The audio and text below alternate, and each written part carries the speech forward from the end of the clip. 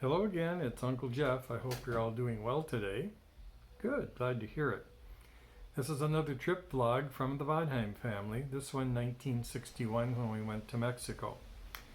Once again, the folks decided it would be a better education for me to take me out of school the month of February 1961 and go on an international trip down to Mexico. So Mrs. Gowdy got the workbook out and tore all the pages out so I could do the work over Christmas. However, this time I had to type up all the Ditto Masters for those worksheets and present them to her so she had them ready to go for the class for the time that I was gone. So I did all my work and we got ready to take off. Mom and Dad were interested in using dying forms of transportation so that I would experience them before they were gone. And riding in a sleeper car and a train seemed to be sort of dying out, so we drove down to Minneapolis, and instead of flying to Chicago to get our flight to Mexico City, we took the overnight sleeper car, all dressed up in coats, ties, and a formal dress, just like you did for flying on the plane. It was a Pan Am flight. The parents could smoke. You got served, real silverware and napkins, and the stewardess took me up to the cockpit so I could see the instruments and meet the pilot and get my little wing pin, and all things that have totally changed in my lifetime due to terrorism in the world and a pandemic. And by the time some of my younger future relatives see this, it may have even changed further. But at least this will document the way it was back in the 60s. So we arrive in Mexico City and go to the Hilton Hotel. It reminds me of an American hotel, so I don't really feel like I'm in a foreign country other than they're speaking Spanish. And I learned a few words of Spanish, so I could say cinco in the elevator for our floor, and buenos dias, and agua fria, and a few things like that. Our room was on the back side of the hotel, which looked down into a regular Mexican family's backyard, and I could see the woman of the family doing her wash by hand out in the yard and hanging it up on the line, whereas the front of the hotel faced the Paseo de la Reforma, which is a huge 6-lane shopping street in Mexico City, and looked like worlds away from what I saw out the back window. We were on a little tour with 6 couples plus me. We went in 3 cars, and we visited the nearby town of Toluca, where we went to I remember the meat market with the raw meat hanging up on hooks and flies all over it, which once again put me off from eating anything but hamburger. We went to Puebla, the silver town of Tasco, and eventually ended up in Acapulco. While in Puebla, we were there for a couple nights. Miss Moffat, a retired school teacher who was on our tour, asked me if I knew how to bowl because there was a bowling alley there for free. And I didn't, so she would teach me how, and I think Dad was happy because he bowled and he thought that could be a fun family activity. So she showed me the points of how to aim the ball at the pocket, and I bowled an 86. I thought that was pretty good. And then the next day, after practicing, I actually bowled a 185, which was just beginner's luck because it took me years before I ever topped that. Even in 10th and 11th grade, when I was on a little Saturday bowling league in Olivia at the bowling alley, I think the best I ever bowled was a 216, but it took me a long time to top that beginner's luck 185. In Acapulco, our tour ended at the Las Brisas Hilton, which is famous from movies and being built on a hill, pink cottages, and they had pink jeeps that you had to ride in to get up to your room because it was quite a steep walk. And in Spanish there are no long vowels, and so jeep was always pronounced jip. I will get you a jip. And of course everybody laughed at that, since of course it has another connotation in English. On our trip was a retired musician, Mr. Dietrich, and his wife, and they were in the room next to us, and it was quite a lot of fun to have a retired magician along because he could do all kinds of sleight of hand and card tricks and everything, and kept me entertained.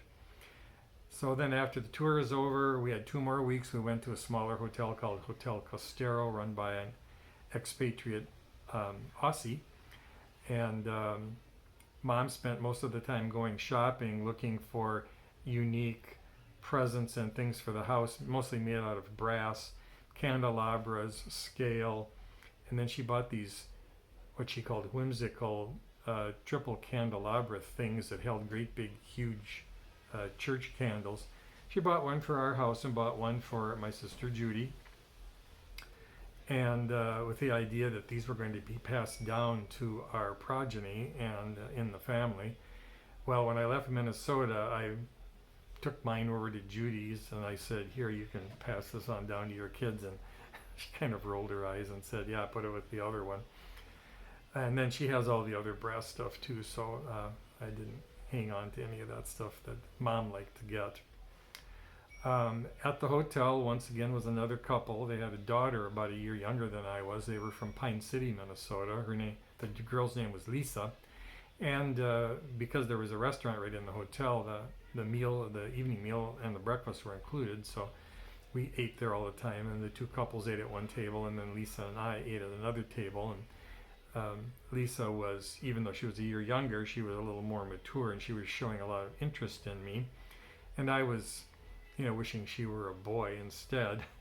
We had a very handsome waiter, and I spent more time looking at him. His name was Enrique.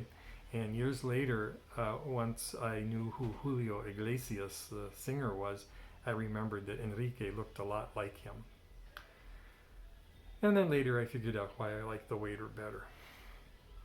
I was still collecting license plates, and I was trying to figure out how to get some from Mexico. It just didn't seem practical because we couldn't go to gas stations and dig through, the trash on the back.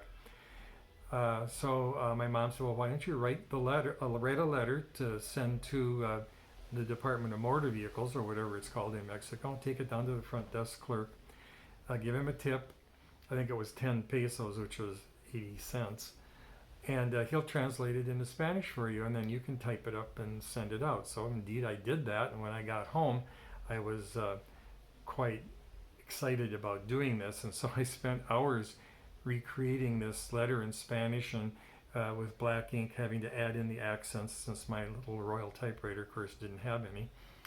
And out of the 30 Mexican states, one territory, and then the federal district of Mexico City, I think I mailed to almost all of them, and as I recall, I got replies from about 17 to 20 of them. Some of them sent a letter and said no, they couldn't send anything. Other states were very generous and sent me a package of 3, 4, 5 license plates. And I remember our mailman, Mr. Brust, who did a walking route, and our house was right at the edge of town, and of course the post office was downtown, and he sometimes had 6 or 7 license plates in his bag to bring to the house, which made it heavy. In fact, sometimes he left them and split them over days. He'd put them through the mail slot. Kipper, my dog, was always waiting for him because she liked to bark and grab the mail and toss it around. Well, when the license plates came through, they went crashing to the floor, and Kipper went running. Anyway, this is what B told me when I'd come home for lunch, so we had a big laugh over that happening. It was a very educational trip. Obviously, I had matured. I was 3 years older, so there was no more issues with locks and keys and drama like we had on the Florida trip.